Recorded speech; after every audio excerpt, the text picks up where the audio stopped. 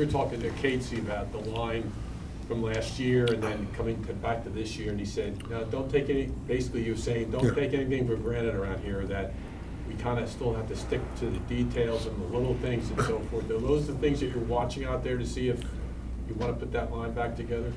No, it's, we've been, obviously Forrester hasn't been in contact. There's a lot to it. It's not, it's more of that. But it is a good line. I mean, we got to take a look at that, but there's also other options. And coaches want to see some other people. So it's a combination of a lot of different things, but we do know it's a good line. It was really good last year when Torch put them together. What have you seen from Noah Cates? Intelligence, hockey IQ. It's when you check the box, he's a very highly intelligent guy. I've seen it already in the Islander game. Somebody ran out of position, and he knew to cover in that situation. It's almost like he knows, all right, I got to give this shot away because I'm taking their grade A away. That's an intelligent guy. So you can know that he has that intelligence.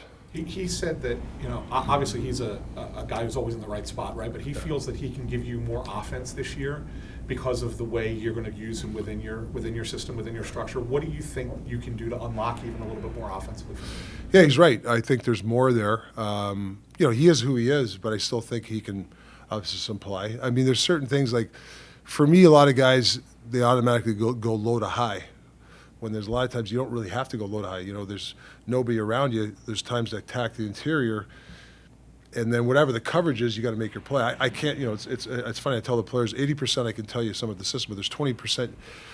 It's got to be you. I hate robotic teams, right? And I don't want them to be robotic. So, if we feel we can attack the interior, and the other team wants to take that away, well, then you want to go low to high. So I think that's, to me, the details that we really want to preach around here. So even for a guy like Noah, I don't want him just to be his playbook can be, he can have his own playbook too. Yeah, we like certain things, but if he sees something, I want him to go for it. I don't want him to be robotic.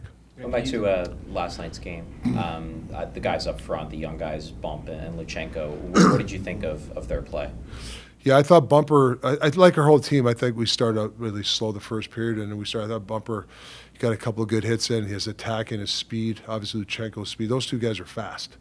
Now it's about interior play. It's about protecting the puck in certain situations. It's winning a wall battle, but it's also, I know the sweet spot for Bumper is I want to make a play. It was a kind of a 3-on-3, but if he makes the play, the guy gets a breakaway.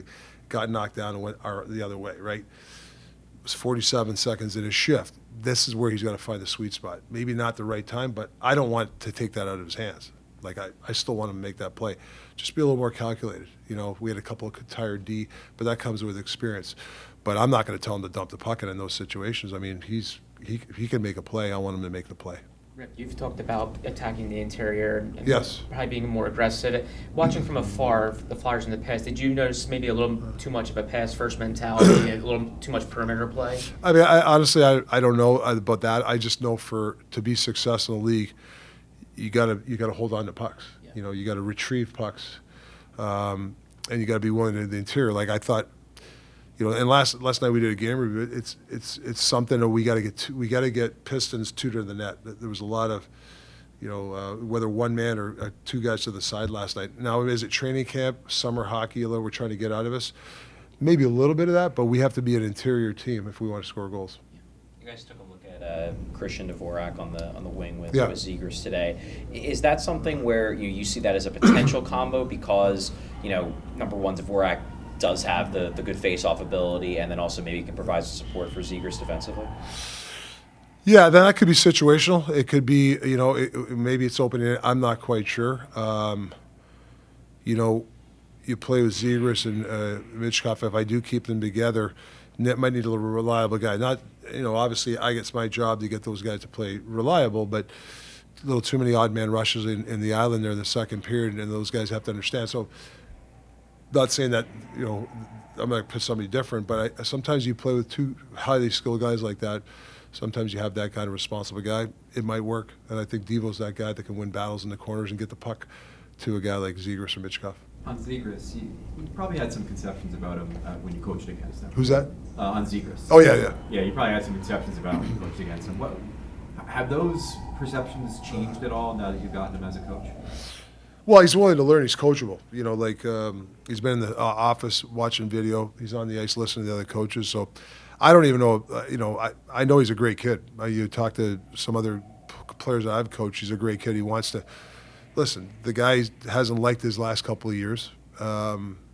Has doubters, like we all do. Like I'm sure people doubt. You know, that's the world we live in. You're doubted all the time. So use that as fuel. And he's in house. Like, you know, he knows this is his sanctuary, and you know there's going to be times where. But I think with a guy like him, his personality is great for our room. He smiles. I think he calls me Taco now. I don't even call it. So I don't know what he's calling me. I don't know what he's calling me, but I like the fact that he's a good kid and he wants to learn. But you know, there's certain parts of his game he knows he has to clean up. You know, and he's willing to learn. Have you ever been Taco before? Yeah, a couple guys back, but not really, to be honest with you. Yeah, no. So. It's really well established. Yeah, that's his own. That's okay. That's okay. Rick, we saw a moment where you were talking with Matt Bay at the whiteboard Yeah. and going over some things. How do you feel like he's been receiving your message, just with maybe the language barrier and also just the coaching style? Well, I don't know him really well. Starting to build a relationship, but you know, just his willingness. And I told Slav, his interpreter, I want him to come up to me. Like I don't always have to go up to him. I think that's the worst part as a coach, is going to player all the time. You have to build a relationship where he's comfortable enough to come to me, whether it's a good thing or a bad thing in the sense, not bad thing, or it's a teachable moment or something that he did something wrong. It's okay. So I think that we were just talking power play, and he goes, Coach, I like the options. He goes, I like options. I like options. So we had a face-off play where he had a bunch of options. You want to come to me, he said he likes it. So that's a good thing. You give a kid like that 3 or 4 options. It's pretty good. I know you've addressed this a little bit already, but Yeah. with the power play, at some point between now and the start of the season, Yeah. will you start to emphasize that a little bit more out there? And also, what do you see, what has been the problem watching the film over the past few years? Do you think there's any sort of recurring theme of a problem here? Yeah, it's recognizing reads. I think that's, I don't know, like I said, I don't want to talk about the past, but like last night, you know, when a team goes into a diamond, we were in the wrong setup, and they have to recognize, you know, how do you get a team out of a diamond, how to turn. I don't want to bore you guys. It's a long answer, but to recognize what's going on. A guy's above me, right? So now I want to get below him. We know it's got to be a low play. If the defenseman or the diamond guy's high, you probably want to make a low play and take it to the net or make your low play. I think we got to it's a recognition. So whether it's reps, whether it's, I think we're going to have to almost practice it. Me personally, just from watching it the last week, and you know, and I know the noise around here. It's not a good power play. We got to quiet that part, but that's got to be a lot of reps. So we're going to have to work on it a lot. Are you auditioning? One or two more. Sort of auditioning personnel now in your mind? Are you saying to yourself, I think this guy could work here, this guy can work there? Yeah, there's some spots here that we're trying to see who can do what. Yes, there's interchangeable. There's 8 or 9 guys that have a shot to be on the number 1 power play. Yeah, and the number 2 power play, whoever that is, it's got to be good too, because you know it can score some goals too. So yeah, you're seeing who can do what, you know, and who can pick up it's all reads, you know, and it's attacking mentality. And so hopefully we can we got to work on it almost every day here coming in next week. I think it's got to be at least, you know, I know some coaches, you know, power play is kind of the last thing sometimes you'll work on, but I think we've worked on it about 3 or 4 times so far in camp. That's quite a bit. Rick, you mentioned yesterday that you wanted to get a look at Rodrigo Alves for a second straight game. I guess where did you evaluate his play, you know, coming after playing on Sunday as well? Well, there's things to like. But I got to find, you know, but guys like that, they have to be consistent. You know, the consistency factor. You know, you can't. There's a couple shifts where you can't just dip. I'm not saying just him. I said that's what I'm looking for. Bubble guys is the consistency, and that's the hardest part, is to stay consistent. So yeah, I'm looking for him. I think he's in the lineup again tomorrow. See what he can do.